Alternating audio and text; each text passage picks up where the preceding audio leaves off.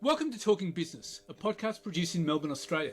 The podcast is available on the Acast app, the Apple Podcast Store, or wherever you go to get your podcasts. Or you can get it at the Business Acumen website at www.businessacumen.biz. I am Leon Gettler. My job is to review and monitor the week's news in business, finance and economics. I bring it all to you every week. This is episode number 10 in our series for 2022, and today's date is Friday, April the 8th.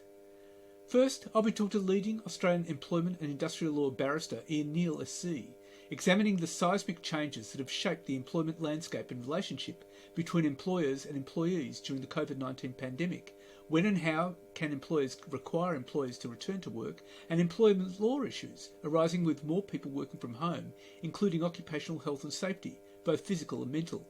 And I'll be talking to Rabobank economist Michael Every about the impact of the Russian invasion of Ukraine on the global economy. But now, let's talk to Ian Neil, SC. Ian, what have been the seismic changes that have shaped the employment landscape relationship between employers and employees during the COVID-19 pandemic? Well, I suppose that there are two that I would focus on. The first, of course, is the unimaginable several years ago notion that many employees can work from home or not from their employer's place of work.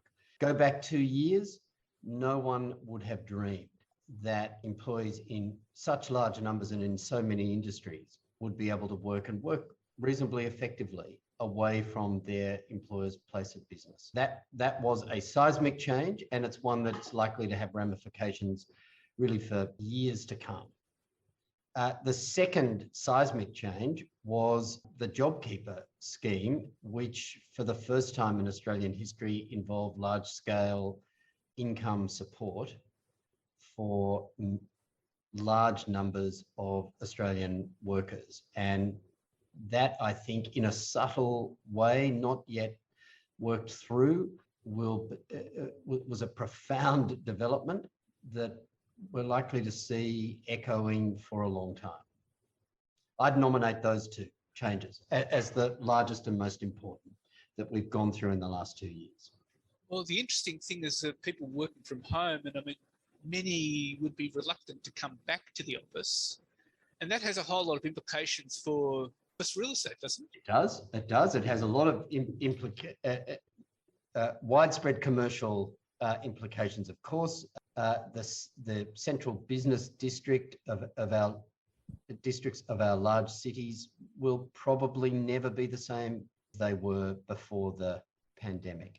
And it also has profound implications for the way that work is organised. And I would suggest, finally, deep, pervasive implications for the way in which employers and their employees relate to one another. Three big changes. Of course. Now, but I mean, with JobKeeper, I mean, the government has wound that back or scaled that back, but you expect the implications will still go on for years? I do, because something like that, such income support on such a large scale, once it's been done once, it becomes easier to do it again, and to do it perhaps in different circumstances. It effected a revolution, I would say, it's overturned the consensus over the last, say, 15 or 20 years, the neoliberal consensus about the role of government in our society, in our economy, and in relation to people's employment. Now, once that consensus is overturned in that way, the implications of it remain. They will sit there. We will never go back to a world in which it is unimaginable that governments will intervene, our governments will intervene in the economy and in the world of work in such a large and systematic way. We'll never go back to that world. Which means we'll never go back to a world of smaller government. That would seem to be so. We've seen attempts by our federal government to sell the idea that it's time for governments to step back, that the Australian people don't want governments to play such a large role in their lives as they have over the last 2 years. But that message does not seem to have resonated, and rather seems to have founded on events, as Harold Macmillan said, events, dear boy. That and the floods in northern New South Wales and Queensland are a perfect example of that. Now, what are the employment law issues arising with more people working from home?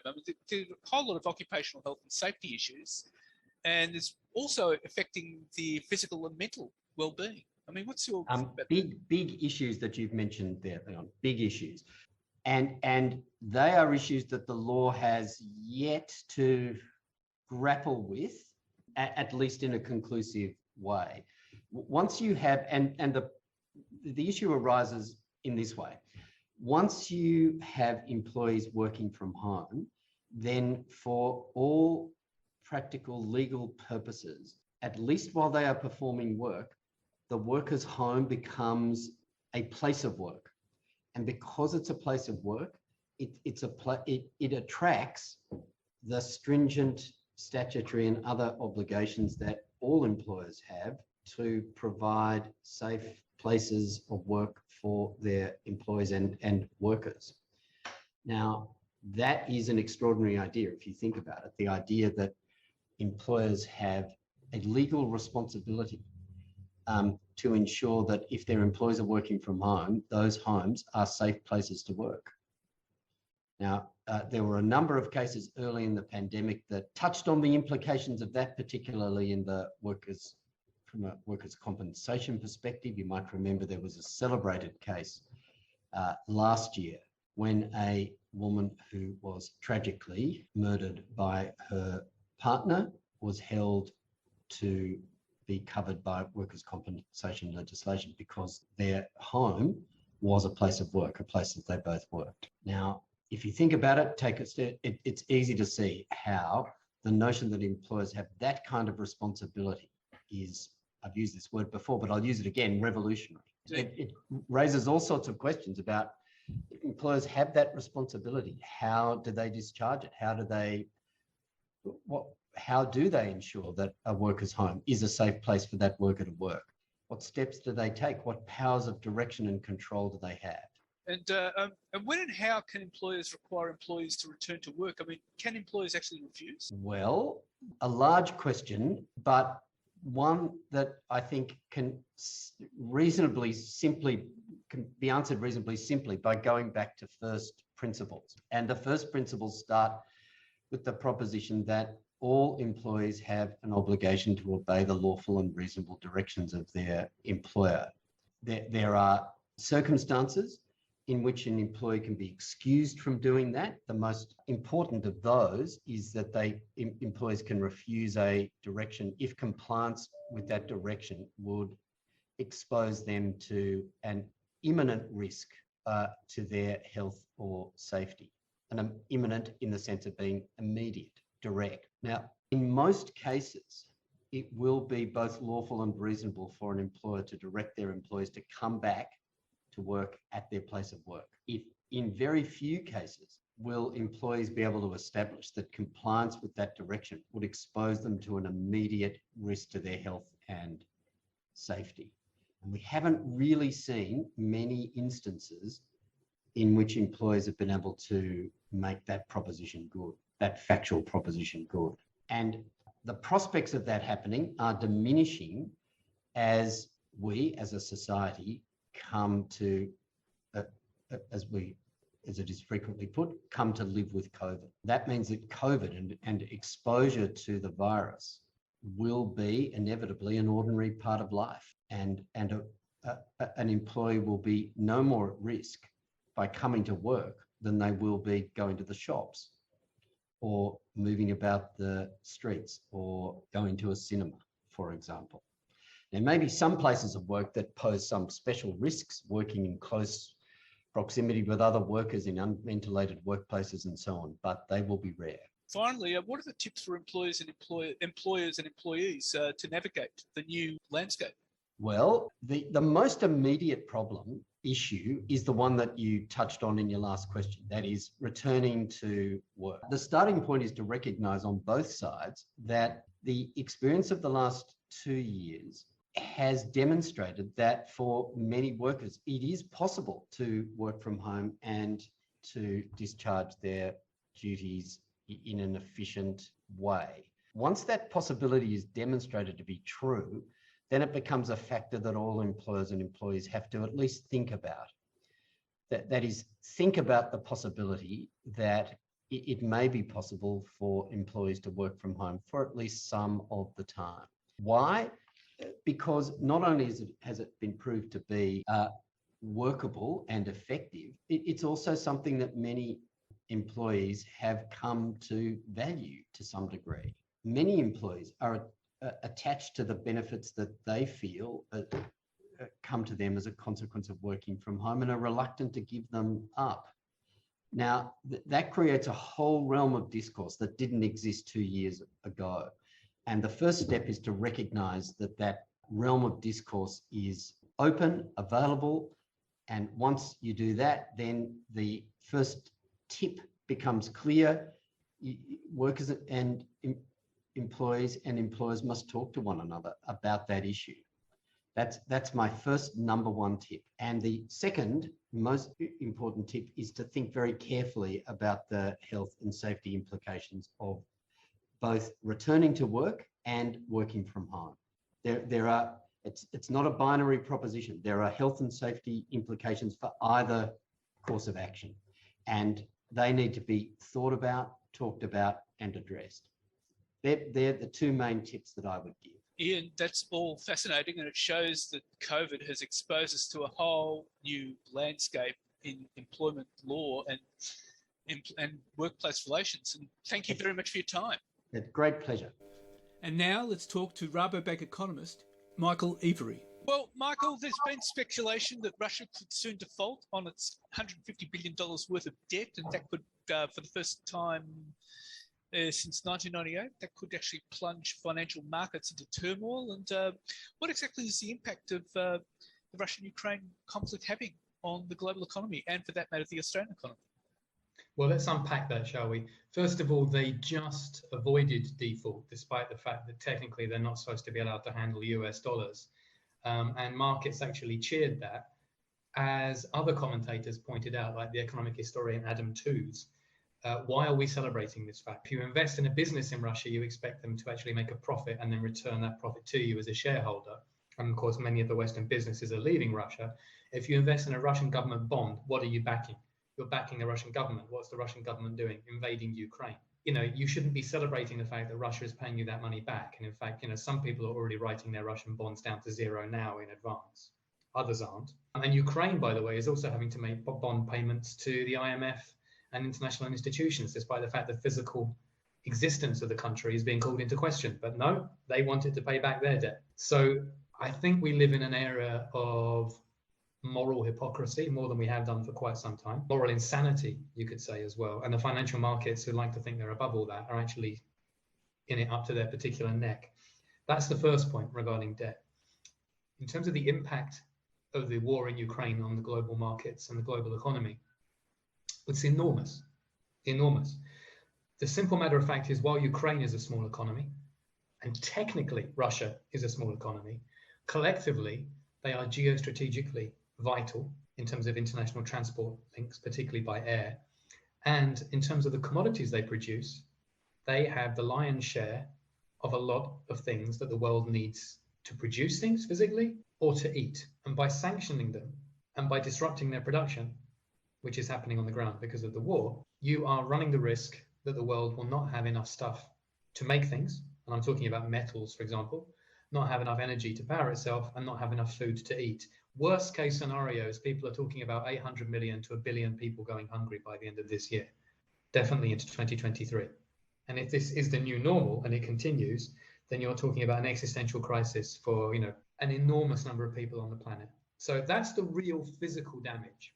Then, of course, you have the spike in commodity prices we're seeing, which is pushing up inflation everywhere, which was already high. It already wasn't transitory, and now it's deeply structural. And you're doing that in economies which couldn't cope with even the slightly higher inflation we already saw. And now we will have high inflation going forward for years and years in an extremely unhappy, polarized Western society where the poor simply can't afford to put bread on the table and the rich are going to be obviously less well off. We don't recognize the fact that if energy is now going to be X times more expensive, we are all poorer. If food is going to be X times more expensive, we are all poorer. If minerals are X times more expensive, we are all poorer.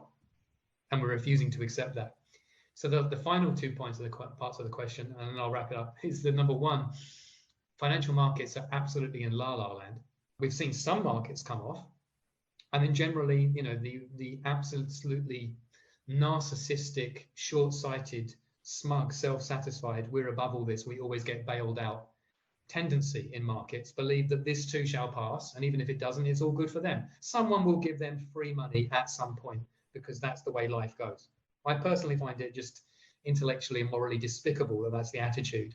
It's been correct for nearly 40 years. I think we're reaching the tipping point now where, frankly, society has had enough. Definitely politicians are looking around and thinking, okay, we can't print corn or wheat or minerals or oil or gas. Are we really going to be able to bail out markets? Maybe they will. I question whether markets are correctly pricing in the fact that they will get a bailout again.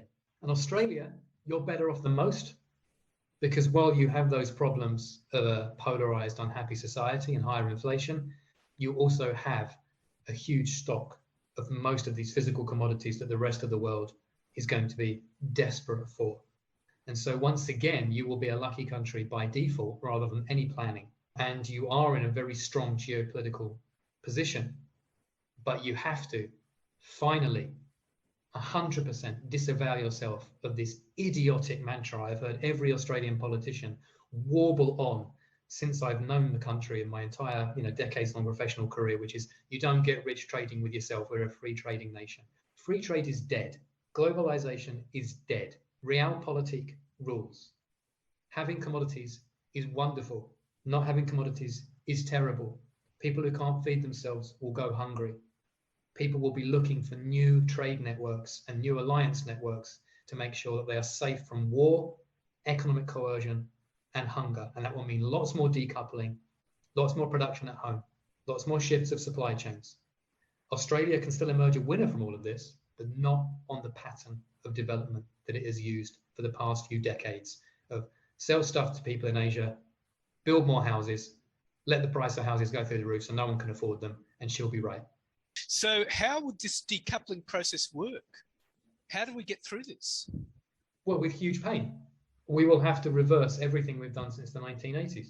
It's as simple as that. You will have to onshore supply chains again. Every government will have to have a national security board that sits alongside the Ministry of Finance and the central bank, neither of which are fit for purpose in most Western countries, and say, okay, we've got generals on this board too, and logistics companies, probably unions too, because you need to have some kind of social contract.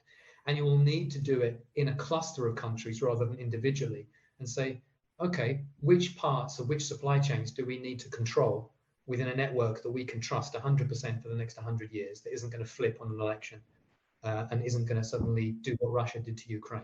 And what can we contribute? Okay, for example, why isn't Australia making steel? You have all the raw materials for it. Why is steel being made in China? Because it's cheaper.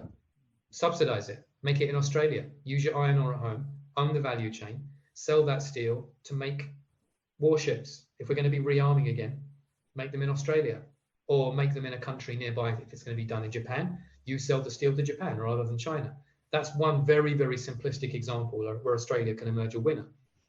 But it means, apart from the areas of the value chain which no one cares about, like, for example, does anyone really matter or really worry about who makes novelty toilet roll holders? No, I'm not joking. You go to the market and you see these, $1.99 novelty toilet roll holders or whatever made of plastic. China wants to keep making them. Maybe we can keep buying them from China. That doesn't really threaten national security. Anything that does, in terms of where you look along the supply chain and where you think, if we don't have that input, we're buggered, or we can't rely on that particular supply chain anymore, or we need to control that so we can give it to someone else, that will have to shift. What you're saying is basically everyone will have to restructure their economy and adapt to the fact that globalization is no more. Yes. I mean, I've been arguing this for years, saying this would happen. And the reason why I said it would happen is it's happened in history over and over again. If it had never happened before, it would have been a very bold call to say a network which makes so many people who run it so rich could fail. Because every voice you'll hear from the establishment will tell you the same idiotic mantra that I was talking about before, that you don't get rich trading with yourself. Yes, you do. Yes, you absolutely do. Just imagine if every other country in the world disappeared, but Australia was still there by itself. In the short term, because the rest of the world would have disappeared. But you have everything you need to be a rich and successful country domestically. It would just have to be reshaped and reordered on that particular basis. Now, I don't think this will happen in 5 minutes. I think you will have layers of bureaucratic and institutional resistance from what Lenin would have called useful idiots. And they are in enormous quantities everywhere and will do everything they can to slow this process up. But I can assure you that the people who worry about the bigger picture and who I've been following for years and were supportive of my arguments that eventually everything would crumble again, as it did in the run-up to World War I. And World War II, will emerge to the fore and say, actually, yeah, there's huge pain. There will be winners and losers. And it's about bloody time the winners lost and the losers won, rather than continually the winners winning forever and the losers losing forever. And that's within domestic economies and between economies. And that will be highly volatile, could even be violent in places. But that process has now started because of Russia and Ukraine. And you can either accept it and adapt to it and try and profit from it, or you can be next. So potentially we could see a whole lot of other conflicts expanding around the world as a result of that. Once you start one, they tend to spread. I mean, we could go through a long list. That's not really my intention to do that now, if you don't mind. But let's just say that there are several continents, several key geographies where you would say, okay, we all recognize that's a flashpoint. And generally, when we talk about these things in markets, we talk about them in a way that we don't think it will ever happen. That's a risk while we continue to do business there. It's like buying a house in San Francisco. Everyone knows there can be an earthquake, but you pay top dollar to buy an apartment or a house there, and you just think won't happen on my watch, knowing full well that geologically it can. Well, now we're getting minor earthquakes nearby already, or major earthquakes nearby on fault lines, which speak to the potential problems ahead. We'll be lucky if this doesn't spill over into others, but the lessons that need to be learned to prevent it doing so can themselves ironically generate conflict. So it will be incredibly difficult to get through this now without tensions escalating at the very, very least. And businesses, as I've said, who've looked at the world as being flat and all jurisdictions really being the same, just with slightly different requirements in terms of regulation or taxation. But you can produce every part of the value chain here, and here, and it minimizes cost. That ship has sailed. In fact, that ship has sunk. Well, Michael, those are very sobering words, and obviously we're in for a very challenging time, and thank you very much for your time. You're welcome, and I apologize if I was talking a lot and not giving you a lot of chance to speak as well. No, that was fine. Thank you. So what's happening in the news? Well, soaring food and fuel prices are starting to rattle governments around the world, showing the widespread political consequences of Russian President Vladimir Putin's invasion of Ukraine. Inflation has buffeted leaders since the worst of the COVID-19 pandemic showed signs of easing. Now it's rampant, and the pressures are in many cases becoming intolerable. UK gasoline and diesel costs have risen at their quickest rate on record since March, and inflation is becoming a key issue ahead of the US midterm elections in November. Cost of living is also shaping up as a key issue that might determine the result of the Australian election in May, more than the budget sweeteners. While citizens in some countries may be fine with paying more if it helps pressure Russia to stop the war, plenty of others will simply blame whoever is in charge. That's the risk for all world leaders, no matter what they think of Putin. And over 1,000 major investors believe a worldwide recession is just around the corner, a definitive survey says. The Ukraine war has sent international markets roiling and investor morale spiralling, just as the global economy appeared ready to rebound from the stagnant years of the pandemic. Investor confidence in the Eurozone is now at the lowest it's been since the early days of the pandemic in July 2020, according to a new survey by the Germany-based Centix Economic Indicator. Even worse, it finds that a worldwide recession is just around the corner, and Europe will be hit first and hardest. But there's an even worse finding tucked into the survey. Morale also fell in the US and Asia, and while the economic outlook in these regions is higher than the global average, economic performance forecasts in every part of the world are all trending negative. The survey says that uncertainty as a result of the war will combine with global inflation to create a new type of economic crisis that is largely without precedent. In times of market uncertainty, an option for central banks is to loosen their monetary policy and create more demand. But because of pandemic-infused inflation, which in the US has been branded a top economic priority by President Joe Biden, a more expansive monetary policy is simply not an option. The Fed, has already begun hiking interest rates in an effort to reduce aggregate demand and bring prices down. And Twitter has announced it is appointing Elon Musk to its board the day after the world's richest person was revealed to be the social media platform's biggest shareholder, with a 9.2% stake. Parag Agrawal, the Twitter chief executive, said on Tuesday that he was excited to announce that Musk was joining the company's board of directors. Agrawal said in a tweet that the company had been talking to Musk in recent weeks, and it became clear to us that he would bring great value to our board. In a regulatory filing on Tuesday, Twitter said it had entered into an agreement with Musk to serve as a Class 2 director, with a term expiring at the company's 2024 annual meeting of stockholders. On Monday, it emerged that Musk had taken an almost $3 billion stake in Twitter, a holding more than 4 times the 2.25% of the site's co-founder, Jack Dorsey. Musk, who has 80 million Twitter followers, purchased 73.5 million shares, worth about US $2.89 billion. He's also raised the possibility, with his massive and loyal Twitter following, that he could create a rival social media network. Musk had not spoken specifically about any Twitter rule changes he might push. He tweeted Tuesday that he wants to make significant improvements to Twitter in coming months. While it was not immediately clear what role Mr. Musk plans to play, analysts speculated that he may try for an activist restructuring that could change the way Twitter polices its platform as well as who it banishes. Some inside Twitter worry Mr. Musk may push Twitter in a libertarian direction, away from blocking or restricting accounts that cause social harm. And the Reserve Bank of Australia has left the official cash rate on hold near zero, but the RBA has abandoned its language of patience and signalled it could begin raising its record low 0.1% rate in June if upcoming data show accelerating inflation and wages growth.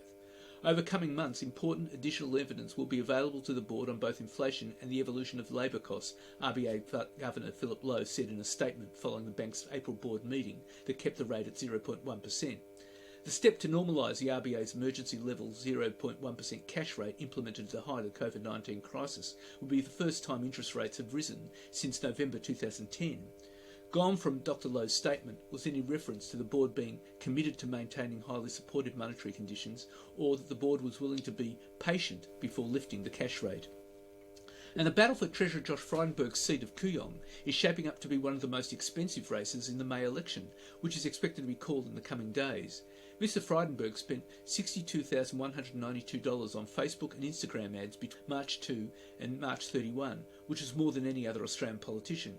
The Treasurer is playing catch-up after being handily outspent by his independent opponent, Dr. Monique Ryan, over the past 90 days. Mr. Frydenberg spent $71,267 on Meta, the parent company of Facebook, advertising over the past 90 days, but almost 90% of this expenditure occurred in March. Dr. Ryan spent $34,534 over the past 30 days and $93,974 over the past 90 days, with the independent's ad spend spread much more evenly over time than the Treasurer's. The only other political figure to spend more than Dr. Ryan over the past 90 days was mining billionaire and United Australia Party founder Clive Palmer. And Crown Resorts is facing a fine of up to $100 million from the Victorian gaming regulator over the use of union pay cards to illegally transfer funds from China. The blockbuster fine is on top of separate action from the financial crimes regulator Austrac, which alleged Crown broke money laundering laws more than 500 times, attracting a penalty of $22.2 million per breach. The move threatens to derail US private equity giant Blackstone's $8.9 billion takeover of Crown, which contains an exit clause if any fine or liability tops $750 million. If the Blackstone deal fails, it will not only stop Crown's major shareholder James Packer from receiving a $3.3 billion payday from his 37% stake, but likely trigger a share price fall for Crown and a refinancing of the company's debt and an $89 million break fee. The Victorian Gambling and Casino Control Commission launched disciplinary proceedings after the state's Royal Commission into the group found that it devised a China Union Pay process to allow patrons to illegally transfer cash from mainland China, evading authorities in Beijing. Rival Star Entertainment has been accused of similar conduct, with the New South Wales Bell inquiry hearing that the company disguised almost $1 billion in gambling transactions as hotel charges. And Australian business leaders are calling on whoever wins government to urgently resurrect the dying collective bargaining system to allow for the productivity that underpins higher wages, and are willing to negotiate safeguards with unions if necessary. Business Council board directors, including Qantas CEO Alan Joyce, Wesfarmers CEO Rob Scott, and Commonwealth Bank CEO Matt Coman lashed a technical, complex and resource-intensive system that they say hinders employers negotiating major workplace change and led many to revert to awards and minimum wage decisions. Enterprise agreements, once a source of broad-based wage growth in the economy, have been in decline for the past decades. Current agreements now cover less than 15% of employees, the lowest since the system was introduced in the 1990s. The BCA has blamed the decline of the EBA system on a Fair Work Commission ruling in 2016 that held the Better Off Overall test, or BOOT, which requires EBAs leave staff better than the award minimum, applies to each employee, including prospective workers. Retailers and fast food franchises considered the decision meant they could not easily negotiate trade-offs in penalty rates for higher base rates, as it risked leaving some part-timers worse off. And South Africa's Woolworths Holdings has held discussions with investment banks as it considers selling David Jones, the upmarket Australian department store it purchased 8 years ago. A sale would finally end an investment odyssey that has cost Woolworths billions of dollars in write-downs, seen the company churn through 5 CEOs and created an ongoing headache for management in South Africa. Woolworths, listed on the Johannesburg Stock Exchange and not linked to the Australian supermarket chain, has already spoken to a number of banks as it looks for a buyer for David Jones to rid itself of the disappointing investment. It paid $2.1 billion for the Australian retailer in 2014. And Australians spent a record $62.3 billion online last year, but Australia Post CEO expects that to double over the next 5 years. Australia Post's annual online spending report, prepared by CommBank IQ, also reveals 1.4 million super shoppers who purchase goods online more than once a week, buy across 41 retailers a year, and make up as much as half of the volume of online shopping. More than 80% of Australians shopped online last year, driving the online share of the retail market to a record 19.3%, with 5.4 million households buying online each month. Online shopping had been predicted to reach 12% by 2021, revealing the extent of the acceleration caused by the lockdown. 2 in 5, or 40% of the super shoppers, are located in New South Wales, while another 29% are based in Victoria. The top 3 postcodes for super shoppers were in Frenchs Forest and Menai in New South Wales and Diamond Creek in Victoria. The top postcodes for online shopping by volume were Point Cook in Victoria, Liverpool in New South Wales and Hoppers Crossing in Victoria. Shoppers are also buying across a broader cross-section of retailers and in new categories. In 2019, the average shopper bought across 9 individual retailers, but in 2021, that increased to 15, while the number of product categories has increased from 6 to 8 over the same period.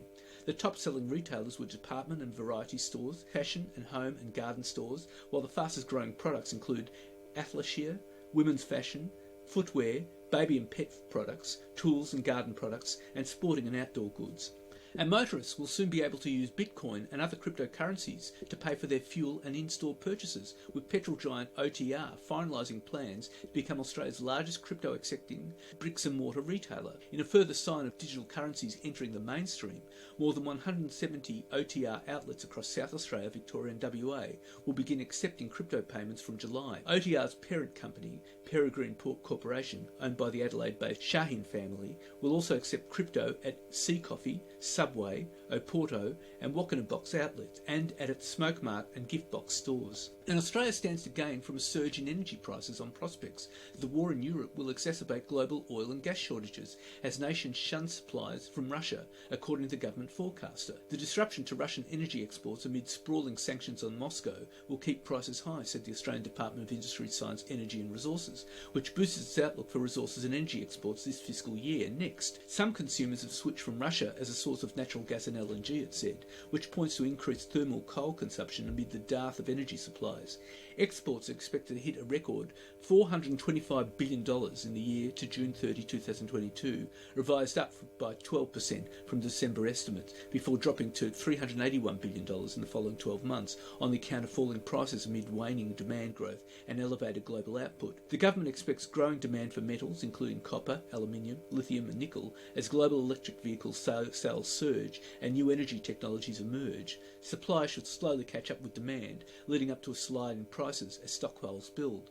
Meanwhile, energy export volumes are expected to show only minor growth during the outlook period, as record high prices will impact adversely on near-term demand. The report noted that a risk to the outlook are higher global interest rates that may threaten global economic activity, a prospect that would damp the resource and energy export forecasts. And by the end of this month, News Corp and Telstra will decide if they can float Foxtel, which also owns streaming services Kayo Sports and Binge, on the share market, the likelihood of a Foxtel float is the talk of corporate media circle. It is seen as a referendum on not just the growth prospects of streaming services in Australia, but News Corp's strategy.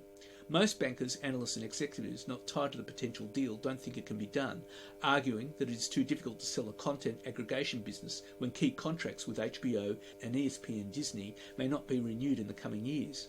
Others working on the deal are, unsurprisingly, more confident. News has wanted to list Foxtel since 2016, but it's a transaction that became more possible last year as the company dramatically cut costs as it tried to pivot to streaming from its declining cable TV routes. Since then, News Corp, which owns 65%, and Telstra, which owns 35%, have been weighing up the risk and implications of a deal that could help pay down the significant amount of debt owed to banks and shareholders, almost $2 billion as of December 31. Foxtel had bankers from Citi and Bank of America running meetings with fund managers late last year after its September strategy day. A prospectus is not finalised but will need to be in the next few weeks if the plan is to float before June 30. That final decision of whether to press go is likely to coincide with the completion of a long-awaited US $43 billion merger of Discovery and Warner Media, slated for April the 11th or April the 12th in Australia. This won't have any immediate impact on Foxtel, but could dramatically change what Australia's streaming landscape looks like in the next 3 years. And that's it for this week. And next week I'll be talking to Tom Trenor, the Chief Marketing Officer for Treasure Data, the California-based enterprise customer data platform that powers the entire business to shape customer centricity in the age of the digital customer. And I'll be talking to KPMG economist Sarah Hunter about the state of the economy, the budget, and the impending interest rate rises. In the meantime, you can catch me on Facebook, Twitter, Instagram and LinkedIn. And if you want, leave a comment. Wishing you all a safe and